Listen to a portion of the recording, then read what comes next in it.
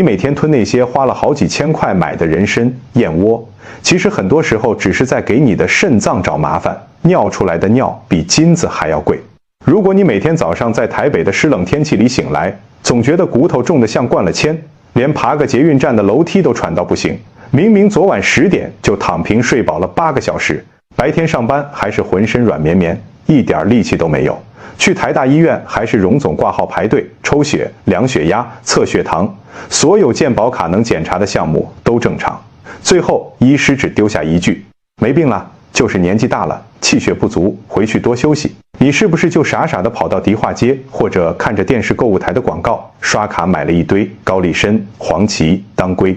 每個月把快要半個月的退休金或薪水都雙手奉獻給那些包裝精美的名貴補品。我身邊就有一位住在天母的林阿姨，今年68歲，退休後超級注重養生。她每個月光是去中藥房抓人參、燉冬蟲夏草，就要花掉3、4萬塊台幣。結果呢，吃了大半年，一去市林業市散個步，買個菜，回來還是累到癱在沙發上動彈不得。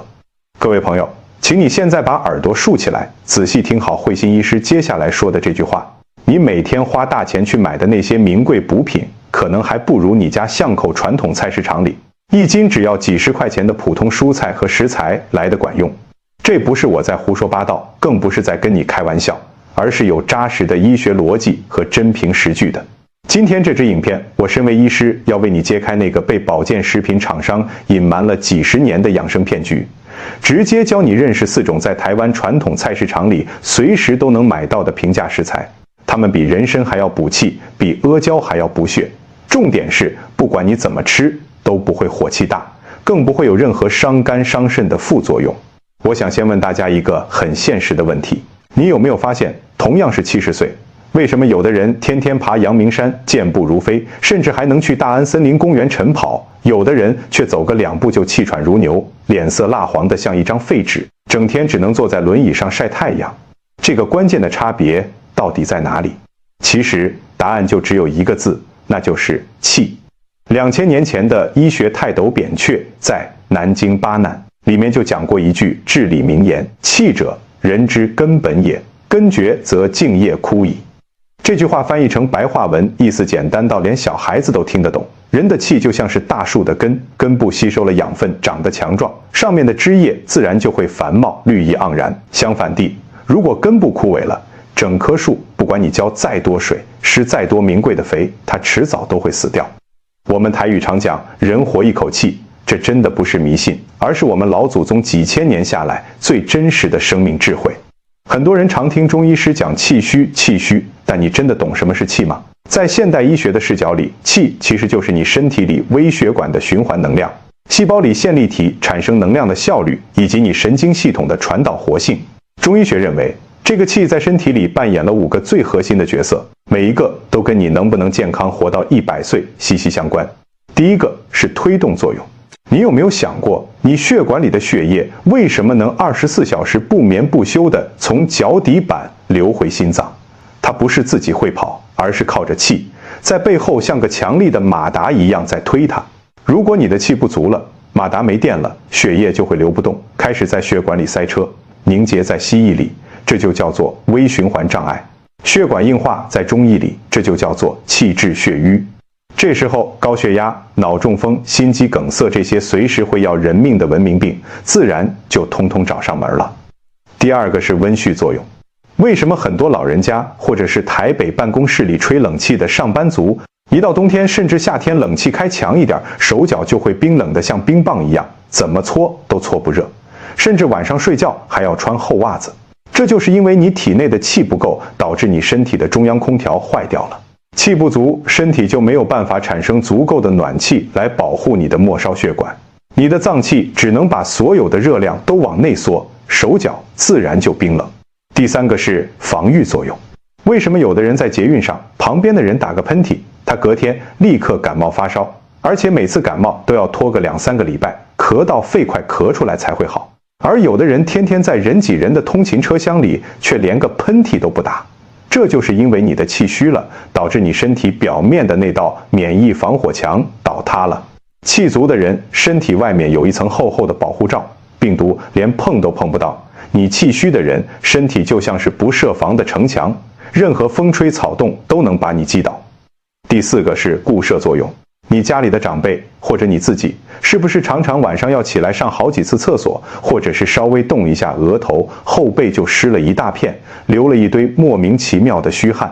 甚至是常常覺得口水控制不住，大便總是拉稀不成形？在中醫裡，這叫做氣不攝精，也就是你的气已經弱到沒有辦法管住你體內的各種水分和液體了。尿液锁不住，汗水锁不住，身體的精气神天天都在往外漏，你怎麼可能不累？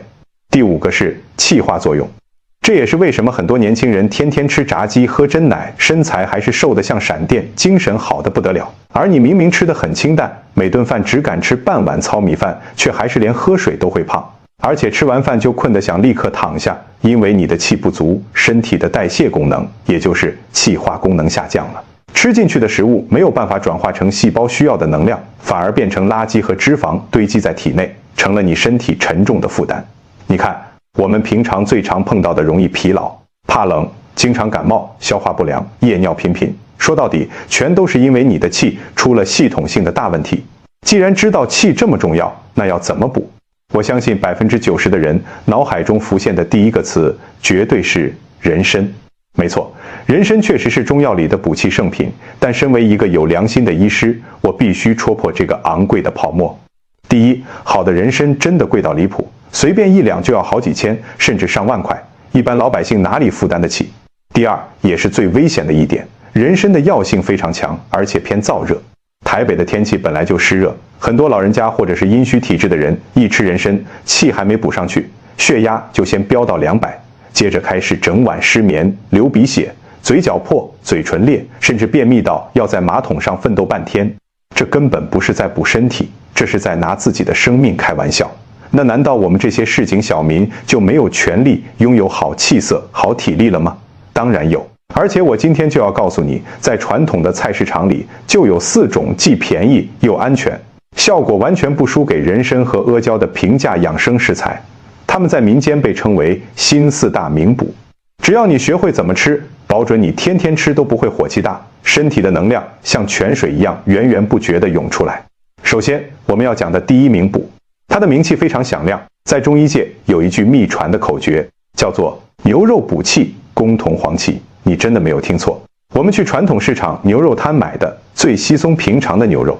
它的補氣效果在古人眼裡竟然可以跟中藥裡的補氣之王黃芪平起平坐。明朝的名醫韓佗在着名的醫學着作《韓氏醫通》裡就特別強調了這一點。為什麼牛肉會這麼厲害？我用最白話、最現代的醫學原理來解釋給你聽。牛肉裡面含有極為豐富的優質蛋白質、紅肉鐵質以及一種叫做肉鹼的成分。這些優質蛋白質就像是提供給你身體這間能量工廠最頂級的沒有雜質的原材料。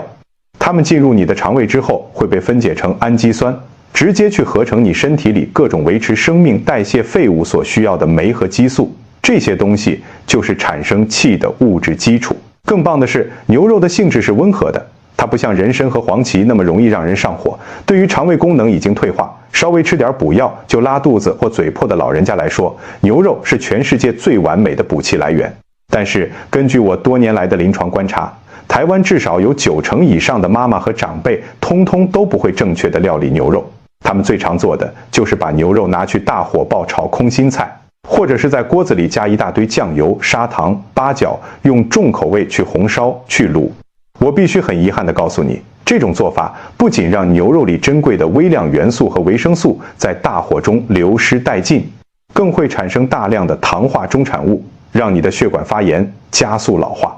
而且燉得不夠爛的牛肉，對老年人的脾胃來說，簡直是一個巨大的消化災難。那到底要怎麼吃才能把牛肉的補氣功效發揮到200%？今天慧鑫醫師直接傳授你3道黃金食療搭配，請準備好你的手機，隨時準備截圖保存。第1道黃金搭配，茴香肉桂燉牛肉。做法很簡單，準備新鮮的黃牛肉250克，切成適合入口的塊狀，加入小茴香3克、肉桂3克，還有1小勺高質量的黃酒，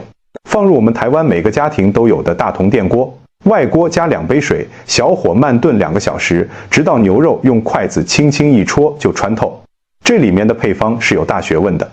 小茴香在中醫裡能溫胃散寒，幫你把胃裡的冷氣驅逐出境，讓你的消化道開始熱起來。肉桂則能引火歸元，把浮在身體表面的虛火往下引，補充你的腎陽。黃酒則是天然的藥引子，能通經活血。這3個食材配上牛肉，簡直就是補氣界的黃金鐵三角，特別適合那些一到冬天就手腳冰涼，到傍晚就覺得腰酸膝蓋軟的老人家。第2道黃金搭配，番茄牛肉湯。很多人可能不知道，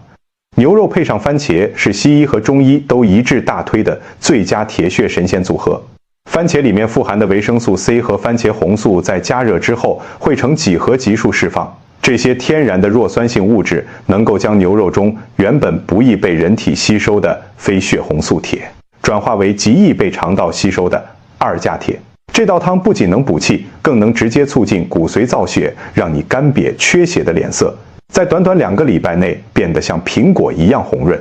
第3道黃金搭配，山藥牛肉粥。如果你是長期生病，或者剛開完刀，或者是脾胃虛弱到連咬肉都覺得累的老人家，請你一定要喝這一道粥。把牛肉剁成極細的肉糜，山藥去皮切成小丁，跟優質的1等白米一起熬煮。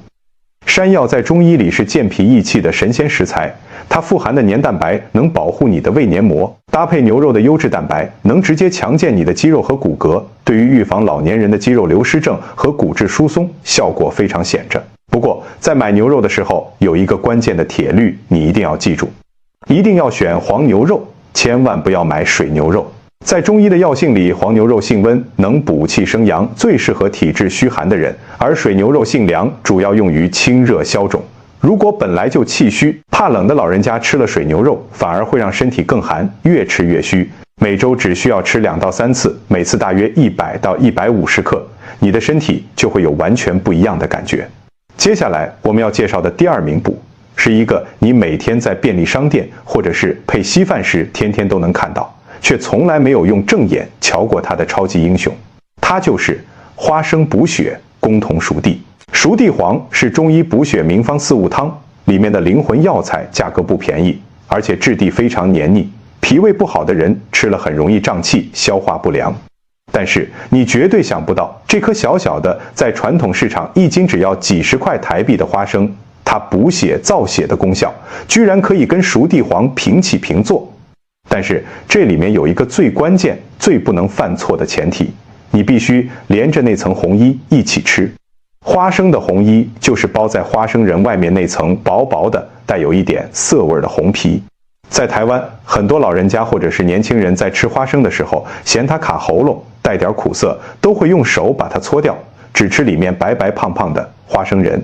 慧心醫師每次看到這種畫面，都覺得心痛到快要滴血。這簡直就是在暴殄天物啊！你知道嗎？花生的這層紅皮，在現代醫學的研究裡，含有極高濃度的原花青素、白藜蘆醇，以及能夠促進骨髓造血、增加血小板含量的關鍵維生素 K。它是一劑完全天然、沒有任何副作用的補血良藥。我曾經診治過一位住在內湖的王阿姨，她去醫院做年度健檢的時候，發現有輕度的缺鐵性貧血，血紅蛋白只有90左右。西醫開了鐵劑給她吃，但她一吃鐵劑就嚴重便秘，肚子脹到像顆氣球，苦不堪言。後來我叫她把鐵劑停掉，每天早上雷打不動，堅持吃1小把帶皮的紅衣花生。結果你猜怎麼樣？3個月後，她回去複診，抽血報告一出來，血紅蛋白直接飆回了115的正常值，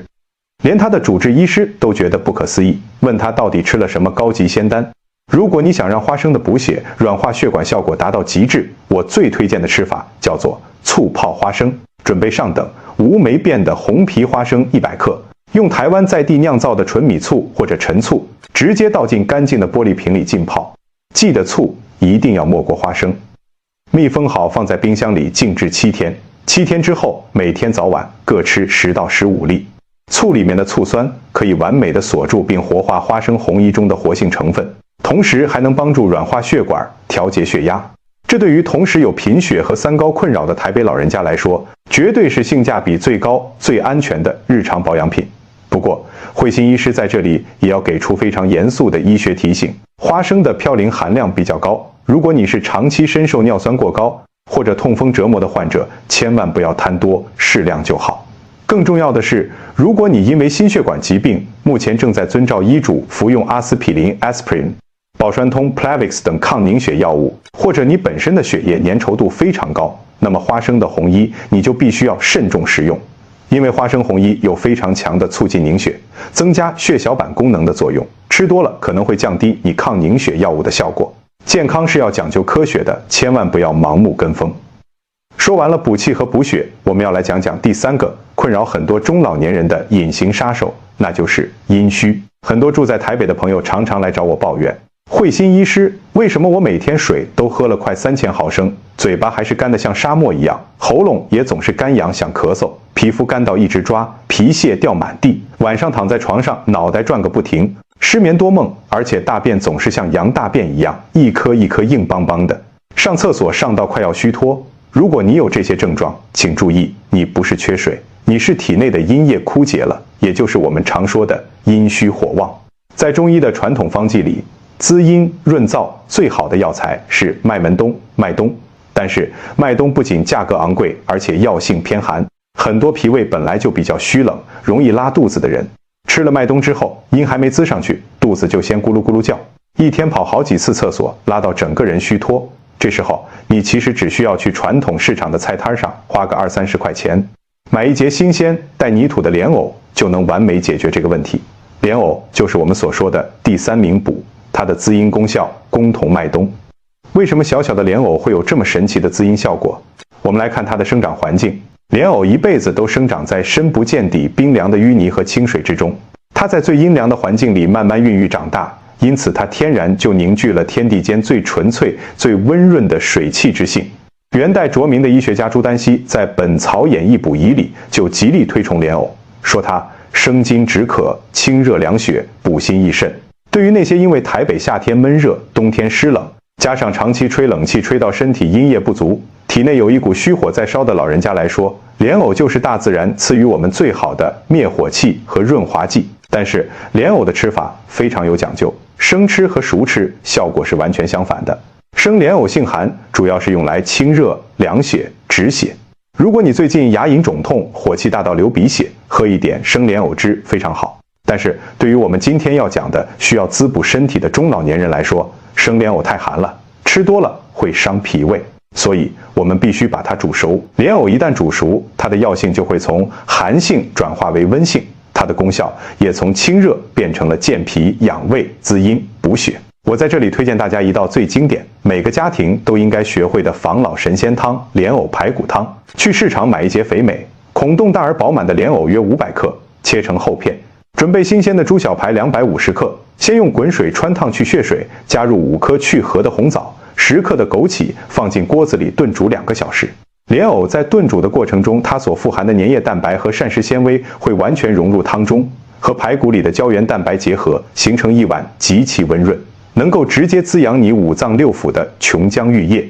在台灣秋天、冬天冷風刺骨的季節裡，喝上一碗，你的喉嚨立刻就不乾了，皮膚也會變得水嫩有光澤，連晚上的睡眠品質都會大幅提升。不過，身為醫師，我還是要給你2個非常重要的溫馨提示。第一，蓮藕的澱粉含量其實非常高，幾乎可以跟馬鈴薯或地瓜相提並論。如果你本身是有糖尿病，需要嚴格控制血糖的患者，當你這一餐喝了蓮藕湯，吃了蓮藕，請你一定要把飯碗裡的白米飯相應的減少半碗到1碗。千萬不要以為蓮藕只是蔬菜，大吃特吃，結果導致飯後血糖狂飆，那可就得不償失了。第二，如果你屬於那種稍微吃一點冰或者吹到一點風就會肚子痛、拉稀，手腳常年像冰塊一樣的脾胃虛寒體質，蓮藕湯雖然好，但請你也不要天天喝，1個禮拜喝1次，而且煮的時候記得多放3片生薑來中和它的寒性，這樣才會吃得安全又健康。最後，我們要揭曉的第4名補，可能會讓很多不愛吃魚或者嫌魚刺麻煩的朋友感到非常意外，它就是我們傳統市場裡魚販攤位上最顯眼的大頭蓮。在中醫食療的秘籍裡，它的功效叫做大頭蓮魚頭補陽，攻同肉桂。很多人一聽到補陽，立刻就聯想到要去買鹿茸、買海狗鞭、買那些貴得要命又奇形怪狀的補品，甚至去買昂貴的肉桂粉來泡咖啡。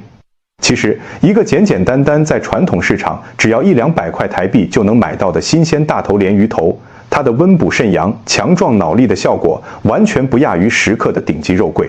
為什麼大頭鰱魚頭會具有這麼強悍的生理功效？我們從中醫和現代醫學2個維度來剖析。首先，中醫學認為腎主骨生髓，腦為髓海，也就是說，你的大腦是不是靈光，記憶力好不好，會不會得失智正，根源都在於你的腎陽夠不夠充沛。大頭鰱在中醫裡性溫味甘，它能直接入脾、胃、肺、腦經，具有極強的暖胃、祛風、補髓功效。而從現代營養學的角度來看，大頭鰱的魚頭是全魚身上富含 DHA、EPA 和優質磷脂 lecithin 濃度最高的地方。這些高純度的不飽和脂肪酸能夠直接穿透我們大腦的血腦屏障，直接給你的大腦神經元提供最急需的保護性營養，清除腦血管裡的壞膽固醇，提升你神經系統的傳導速度。這就相當於在物理層面直接給你的髓海注入了源源不絕的能量，也就是在補充你的腎陽和腦陽。我非常推薦那些最近開始覺得記憶力衰退，常常丟三落四，一吹到冷風就頭痛欲裂，或者有慢性偏頭痛困擾的朋友，多喝這一道天麻大頭鰱魚頭湯。做法如下：準備新鮮的大頭鰱魚頭1個，一定要請魚販幫你徹底清洗乾淨，尤其是裡面的黑膜和血塊要完全去掉，否則會很腥。準備中藥材天麻10克，生薑3大片。先在鍋裡放一點茶油或麻油，把魚頭2面稍微煎到金黃上色，接着倒入滾水。記住，一定要倒入滾水，這樣煮出來的魚湯才會呈現漂亮的乳白色。然後加入天麻和生薑，用中火慢燉1個小時，直到湯汁濃郁。天麻是中醫裡平肝息風、治療頭痛和預防中風的聖藥。它配上大頭鰱魚頭的溫補藥性，能夠直接把藥力帶到你的頭部。很多老人家喝了這道湯之後，不僅原本常年隱隱作痛的偏頭痛好了，連晚上睡覺都變得特別踏實，白天頭腦清醒得不得了，打麻將記事情都變得超級利索。講了這麼多關於牛肉、花生、蓮藕、大頭鰱這新4大名補的好處和做法，大家是不是已經躍躍欲試？明天早上就想衝去傳統市場大採購了？但是各位朋友，請先冷靜一下。俗話說得好，藥對症，參茸皆補；藥不對症，砒霜無益。這些平價的食材雖然效果卓越，性質溫和，但如果你的吃法是錯的，或者是完全憑着自己的感覺瞎吃亂吃，那麼不僅得不到任何養生的效果，反而會給你的身體帶來非常嚴重的2次傷害。在我的門診裡看過太多因為吃錯方法反而把身體搞垮的案例。我特別幫大家總結了台灣人最容易犯也最致命的3大進補錯誤，請你一定要對照一下自己，千萬不要踩雷。第一個錯誤，過量進補，以為好東西吃越多越好，這是非常多老人家共同的迷思。他們總是覺得，既然慧心醫師說牛肉補氣功同黃芪，那我就天天吃牛肉，餐餐吃牛肉，這樣我的氣不就直接爆表了嗎？之前天母的那位林阿姨就是這樣，她一聽到牛肉好，立刻去美式賣場買了1大箱牛排和牛肉塊，連續1個月，天天中餐、晚餐都是牛肉。結果2個禮拜不到，她不僅氣沒有補上去，反而開始狂冒青春痘，滿嘴都是口腔潰瘍，痛到連話都說不出來，甚至還伴隨着嚴重的便秘和失眠。她氣沖沖地跑來問我：“醫師，你是不是在騙我？為什麼我吃牛肉會吃成這樣？”我看着她的舌苔又紅又乾，簡直就像是火燒山。我跟她說：“阿姨，你這不叫補氣，你這叫自我毀滅。”在中醫裡，氣血的生成是一個極其精密的生理過程，需要你的脾胃一口一口慢慢去消化、轉化。這就好比一個工廠，它的產能是有限的，你一天只能加工100公斤的原料，結果你因為貪心，一口氣往工廠裡傾倒了1萬公斤的原料，結果會怎樣？工厂直接癱瘓，機器直接燒毀。牛肉是溫性的，適量吃是補，天天吃，頓頓吃，它就在你體內機制生熱，變成了一把邪火，把你的陰液都燒乾了。所以，請務必記住這個黃金法則。新4大名補的食物，1個禮拜只需要交替吃3到4次，每次的量一定要適中。牛肉每次100到150克就足夠了，花生每天1小把，大約30粒，蓮藕每次200克。大頭鰱魚頭1個禮拜吃1到2次，過猶不及，適量才是真正的養生智慧。第二個錯誤，進補的時間點完全搞錯，白天和晚上傻傻分不清楚。你知道嗎？我們人體的氣血運行在24小時裡是有着非常嚴格，像火車時刻表一樣的規律的。這在西醫裡叫做生物鐘，在中醫裡叫做子午流注。如果你在錯誤的時間吃下對的食物，它的效果不僅會大打折扣，甚至還会讓你的身體產生混亂。記住慧心醫師教你的這個黃金時間表，補氣的食物最好放在上午吃。為什麼？因為早上7點到9點是人體胃經最旺盛的時候，9點到11點是脾經工作的時間。脾胃是後天之本，是產生氣的源頭。這時候你吃牛肉，你的脾胃有最充足的能量去消化它，轉化成你一整天工作活動所需要的氣。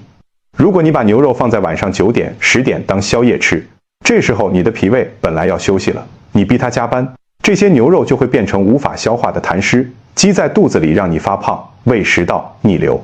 而補血的食物，比如我們剛剛講的醋泡花生，最好的食用時間是下午3點到5點，這時候是人體的膀胱經當令，膀胱經是人體最長的一條經絡，這時候氣血運行最旺盛，在這個時間點吃一小把花生，造血和促進血液循環的效果是最好的，還能順便幫你補充一下下午工作的體力，避免下午茶去喝那些高糖分讓人發胖的手摇飲。至於滋陰的食物，比如蓮藕、銀耳，最佳的食用時間則是晚上7點到9點，這時候是心包經當令，心包經主導着我們的心臟外圍和情緒，晚上是陽氣內斂、陰氣漸盛的時候，這時候喝一碗溫熱的蓮藕排骨湯，可以滋陰降火、安神助眠，幫你把一整天在台北高壓工作下產生的焦慮、煩躁和虛火通通熄滅，讓你晚上睡得像個嬰兒一樣香甜。第三個錯誤，犯了嚴重的食物搭配禁忌，讓好藥變成毒藥。大自然萬物都是相生相克的，食材也不例外。你以為只是隨便配着吃，其實在腸胃裡它們正在打架。比如牛肉絕對不能配韭菜一起吃，牛肉本身性溫補氣，韭菜也是极熱之物，在中醫裡能壯陽活血。這兩個大熱的食材如果放在同一餐吃，簡直就是乾柴烈火，極容易引发牙齦腫痛、痔瘡出血，甚至讓高血壓患者血壓飆高。花生千萬不能配黃瓜一起吃，很多人在热炒店或者小吃攤喜歡點一盤滷花生，再點一盤涼拌小黃瓜當小菜，這在醫學上是極度錯誤的搭配。花生的油脂含量非常高，而黃瓜性寒涼，裡面含有大量的維生素 C 分解酶，這兩個東西在胃裡相遇，不僅會破壞彼此的營養，而且極易導致急性的胃腸炎和拉肚子。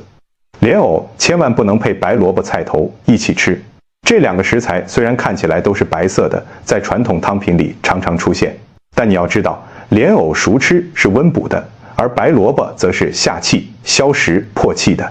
你一個在拼命補氣，另一個在拼命泄氣，兩個功能完全相反的食材裝在同一個肚子裡，它們互相抵消，最後你的身體什麼也得不到，還容易導致脾胃虛寒。大頭鰱魚頭千萬不能配啤酒一起吃。在台灣，砂鍋魚頭是很多家庭聚餐的大菜，大家總喜歡一邊吃魚頭，一邊暢飲冰涼的啤酒。我必須警告你，大頭鰱等深海或淡水魚類的頭部富含高嘌呤，而啤酒則是公認的尿酸催化劑。這兩個東西一起下肚，會在極短的時間內，在你體內產生大量的尿酸結晶，直接誘發急性的痛風關節炎，痛到你半夜去掛急診。千萬不要開玩笑。看到這裡，你可能會問，慧心醫師，那我到底要怎麼做才能知道我自己的體質適合吃哪一種呢？中醫學不是最講究因人而異嗎？沒問題，慧心醫師現在就教你用最簡單的方法，在家裡自我檢測體質，並給你量身打造最精準的食療重點。首先是氣虛體質的人，如果你常常覺得手腳酸軟，說沒兩句話就想深呼吸，爬個2樓就喘，聲音很小聲，臉色總是慘白或帶點蠟黃，這就是典型的氣虛。你的食療重點要放在牛肉和山藥上。我建議你每個禮拜吃3次牛肉，平時可以用新鮮的山藥煮湯或熬粥。另外，去中藥房買一點點黃芪，每天泡水當茶喝，這樣能讓你的氣在短時間內補起來。其次是血虛體質的人，如果你經常覺得頭暈眼花，尤其是蹲下去再站起來的時候，眼前會瞬間一片漆黑，或者你的嘴唇、指甲沒有血色，皮膚非常容易乾燥脫屑，這就是血虛。你的食療重點要放在花生紅衣和紅棗上，每天堅持吃1把醋泡花生，下午吃3到5顆優質紅棗。如果可以的話，1個禮拜用2片當歸、3片生薑，燉1顆雞蛋吃2次，你會發現你的臉色很快就紅潤起來。再來是陰虛體質的人，如果你總是覺得手心腳心發熱，晚上睡覺容易盜汗，身體像有一把無名火在燒，嘴巴和喉嚨乾到不行，脾氣也很容易暴躁，這就是陰虛。你的食療重點要放在蓮藕和銀耳上，蓮藕1個禮拜吃3次，銀耳則可以天天煮成無糖的銀耳羹來喝。記得要完全避免吃麻辣鍋、鹽酥雞等辛辣、油炸刺激的食物，否則會把體內僅存的水分都榨乾。最後是陽虛體質的人，如果你是全天下最怕冷的人，夏天大家都在吹冷氣，你還要穿長袖；冬天手腳冷到像冰棒，尿尿顏色很淡，而且次數非常頻繁，經常腰酸，這就是陽虛。你的食療重點要放在大頭鰱魚頭和羊肉上，1個禮拜喝2次暖乎乎的魚頭湯，偶爾吃1次溫補的羊肉爐，每天晚上用1小塊肉桂和熱水來泡腳，把陽氣從腳底板直接引上來，你會發現身體很快就暖和起來了。為了讓大家能夠真正把這些知識落實到日常生活裡，而不是看完影片就忘光光，慧心醫師特別為台北忙碌的現代人設計了一個循序漸進、效果極其顯著的4周氣血重建計劃。只要你跟着這個計劃走，我向你保證，短短1個月，你就能在鏡子前看到一個完全不一樣的自己。第1周，我們叫做清理排毒期。很多人一聽到要補，就恨不得把所有的好東西一股腦往嘴裡塞，這是完全錯誤的。如果你的腸胃裡堆滿了陳年的宿便，血管裡塞滿了垃圾，這時候你吃再多補品，也只是在閉門留寇，讓身體的負擔更重。所以在第1周，我們要先做大掃除。每天早上起床，空腹喝1杯3毫升溫開水，裡面切2片新鮮檸檬，這可以幫助你的肝臟和膽囊排毒，激活你沉睡了1整晚的腸胃。這1周的3餐盡量保持絕對的清淡，多吃當季的綠色蔬菜，少油少鹽，先把體內的濕氣、濁氣和淤血清理乾淨，為接下來的進補打下最完美的乾淨基礎。第2周，我們進入強效補氣期。經過第1周的清理，你的腸胃現在是非常乾淨、渴望營養的狀態。這時候，我們要開始加入主力軍了。在這1周裡，每個禮拜安排3天吃牛肉。你可以選擇用我教你的大同電鍋茴香肉桂燉牛肉方法，也可以吃簡單的山藥牛肉粥。早上出門上班或運動前，用5克的黃芪泡1杯溫水帶在身上當水喝。在這個禮拜結束的時候，你會發現一個很神奇的變化。早上起床時，那種怎麼睡都睡不醒的沉重感消失了，整個人變得很有朝氣，走路的時候腳步也輕盈了許多。第3周，我們進入深度造血期，氣足了，血液的循環馬達就啟動了。這時候，正是我們往血管裡補充新鮮血液的黃金時刻。在這1周裡，除了繼續保持健康的飲食習慣，每天下午3點到5點，雷打不動吃15粒醋泡花生，外加3顆紅棗。如果天氣比較冷，或者你屬於怕冷的體質，可以去市場買一點新鮮的羊肉，用當歸和生薑燉一鍋，當歸生薑羊肉湯來喝。這1周過完，去照照鏡子，你會發現你原本慘白暗沉的臉色開始透出淡淡的粉紅色，指甲也變得有光澤，整個人看起來氣色紅潤，精神煥發。第4周，我們進入全面鞏固期。恭喜你來到了最後一步，這時候你的身體已經重新建立起了一個健康的氣血循環系統。在這1周裡，我們要把這4種平價的食材靈活地輪流吃，比如星期1喝牛肉湯補氣，星期2吃醋泡花生補血，星期3晚上喝1碗蓮藕排骨湯滋陰安神，星期5中午來1碗溫熱的天麻魚頭湯溫補腎陽。根據你前3周摸索出來的最適合自己體質的食材去調整它們的比例。這時候，你的身體應該已經達到了一個非常完美的平衡狀態。你會發現自己不怕冷了，排便變得非常規律順暢，晚上躺下去5分鐘就能深層入睡，白天工作注意力高度集中。這就是我們平民百姓的養生智慧。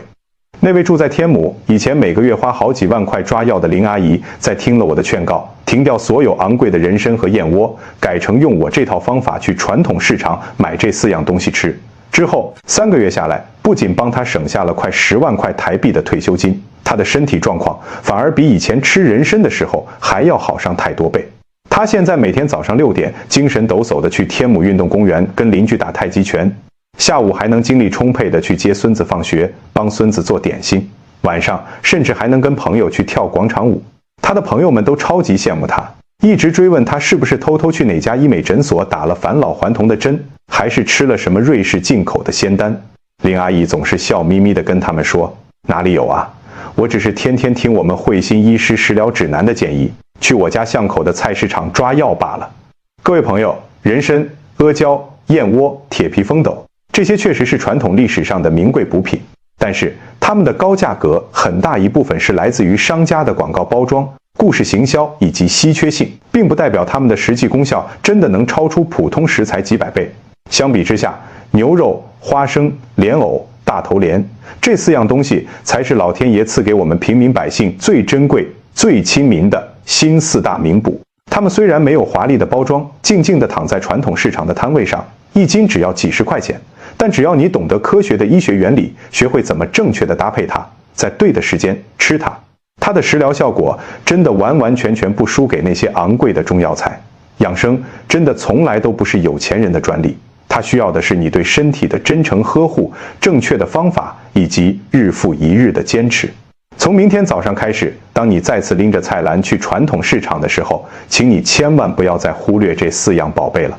買1斤牛肉、1把紅皮花生、1節帶泥的蓮藕，或者一個新鮮的大頭鰱魚頭，按照慧心醫師今天教你的方法，回去認真料理，堅持吃1個月。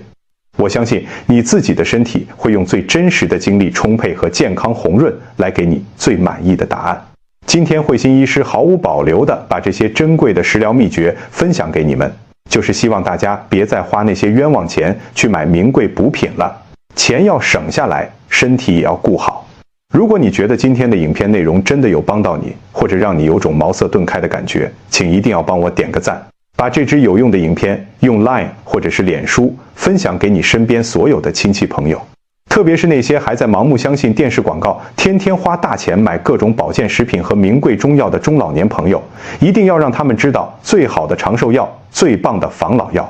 其實一直都藏在我們每天都會路過的那個熱熱鬧鬧的傳統菜市場裡。請不要忘記訂閱我的頻道慧心醫師食療指南，並開啟旁邊的小鈴鐺。